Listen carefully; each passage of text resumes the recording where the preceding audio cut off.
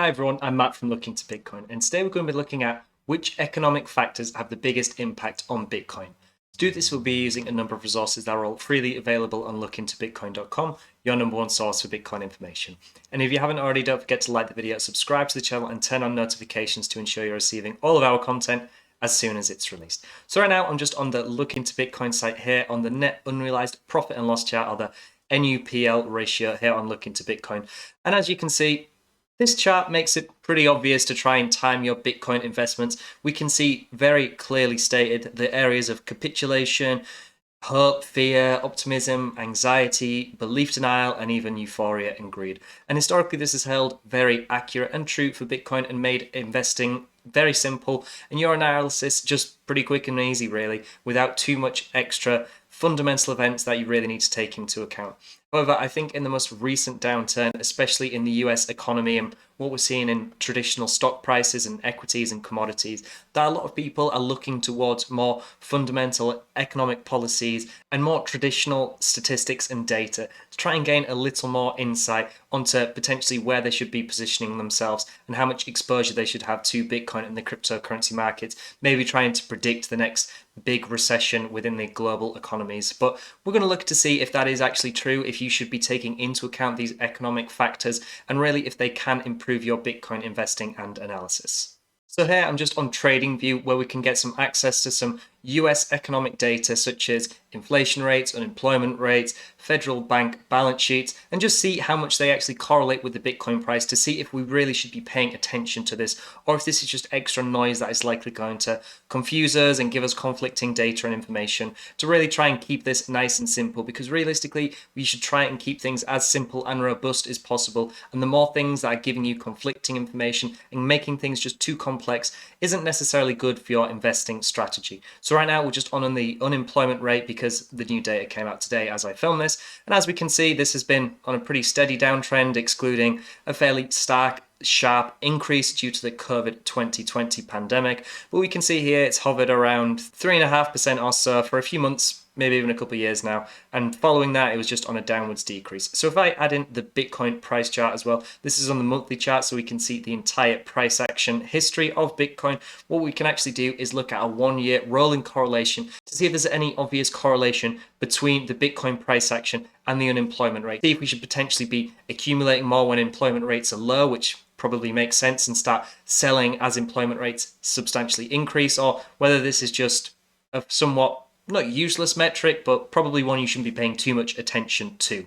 So if we add this on, we can see Bitcoin has usually a fairly negative correlation, but periods of positive correlation as well. But overall, I'd say this is a fairly neutral metric. I don't think there's any strong positive or negative correlation that can really be observed for a sustained period of time. Therefore, I'd say this is probably not something you need to take too much attention to. This is probably something that you can use as a predictive tool for where the economy may go in the coming weeks, months, and years. But as a gauge for whether you should be investing more or less into Bitcoin and the crypto markets, it's probably not that useful. So what about the US year-on-year inflation rate? This is a hot topic at the minute. A lot of people are discussing inflationary rates, and of course everyone's probably noticing that prices in the supermarket are going up a little bit, and generally things are getting a little bit more expensive, and maybe wages aren't keeping up with that too well. So this is a very much a hot topic right now, especially within the US and pretty much everywhere, really, discussing inflationary rates and their impact on the economic factors of a country. And we can see this has some periods of increasing, decreasing, as most things tend to do. And we can see the year-on-year rolling correlation with Bitcoin is fairly strong for a lot of the time, but then of course there is obviously some extended periods with a negative correlation. Overall though, I would say this is probably worth paying a little bit more attention to, because of course we're just looking right now at a year-on-year rolling correlation. But if we calculate this correlation based on the entire history of Bitcoin, we actually get a value of 0.66 on this metric, which indicates a fairly strong correlation. So maybe the inflationary rates within the US are worth paying attention to.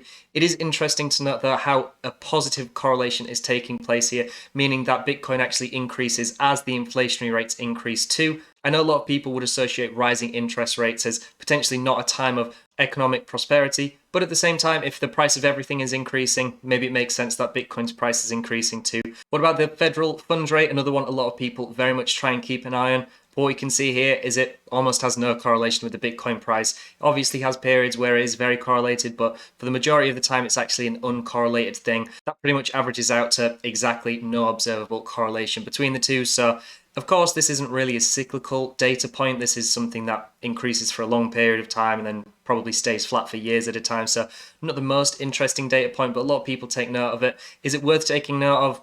Probably not looking at this. But you have to keep in mind, we're looking purely for the correlation between these metrics and the Bitcoin price. We're not potentially looking at if this is causing recessions or very prosperous times within a nation. We're purely looking from a greedy, selfish perspective, whether this is going to tell us any reactive information within the Bitcoin price.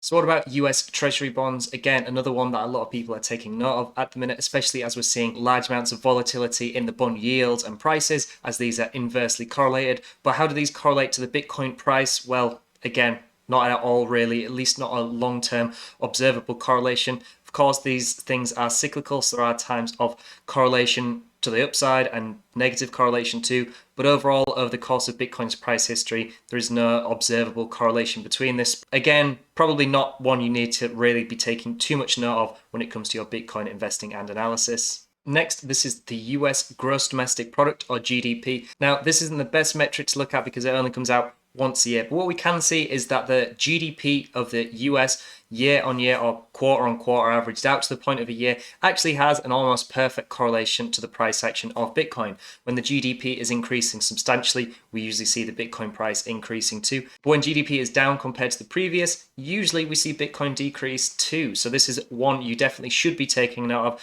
the US gross domestic product, and probably along with this, most global gross domestic products too. A lot of them are again, very strongly correlated due to the globalization and just general nature of the world we live in. So gross domestic product around the world is something you should be taking note of. Again, this is something that can't really be used too well, as this is great in hindsight, but really once you've taken into account a year of price action, it doesn't really tell you too much useful information. But if you can in any way predict the increases or decreases in GDP, then it's probably something you should be taking into account.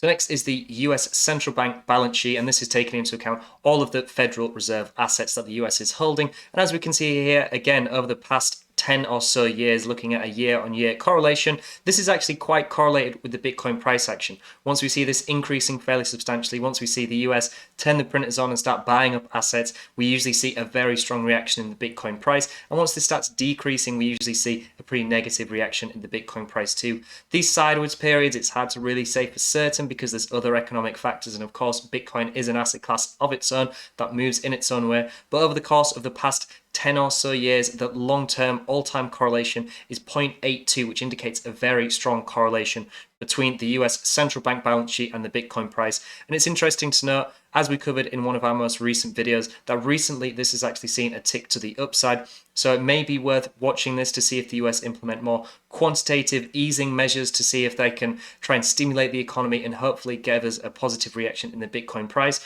But when we see this decrease, which usually indicates quantitative tightening, when the US is trying to calm down the economy and potentially prevent a recession, it usually isn't a good sign for the upcoming weeks to months in the Bitcoin price action.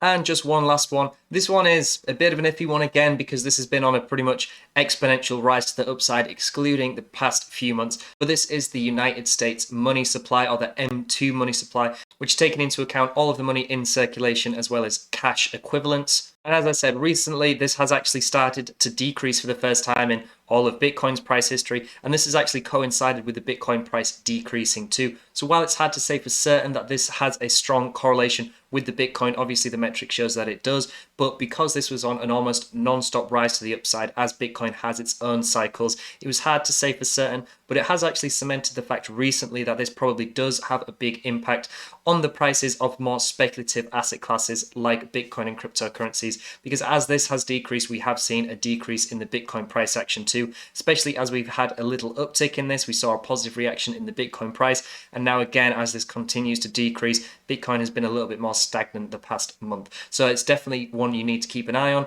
and even more so during the downturns that we are currently seeing now. So just to summarize, recently with the prolonged downturn in US equity prices and general negative economic factors such as higher inflationary rates globally, many traders and investors have looked towards economic policies and fundamental factors to try and aid their crypto trading and investing. However, what we can take note of is that most of this data is probably causing more confliction and confusion.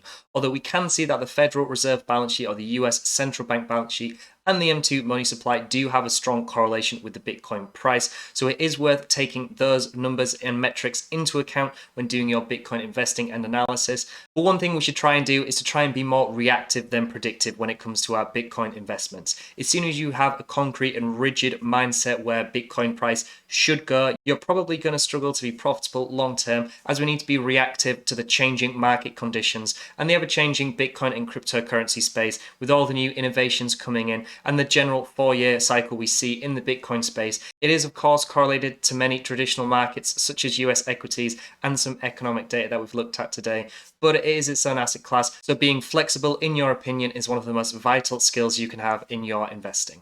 If you like this video, then please visit lookintobitcoin.com, where you can also consider becoming a site subscriber to gain access to live chats, in-depth newsletters, indicator alerts, private TradingView scripts, and more, all for a fraction of the standard industry price. We're trying to help you simplify your trading and investing to try and maximize your profit while keeping things nice, easy, simple, and stress-free. Let me know in the comments down below and on social media, what data do you take into account with your Bitcoin and crypto investing and analysis, and how does it help you when it comes to your decision making? I look forward to reading and replying to all of them. Thank you very much for watching, and I'll see you in the next one.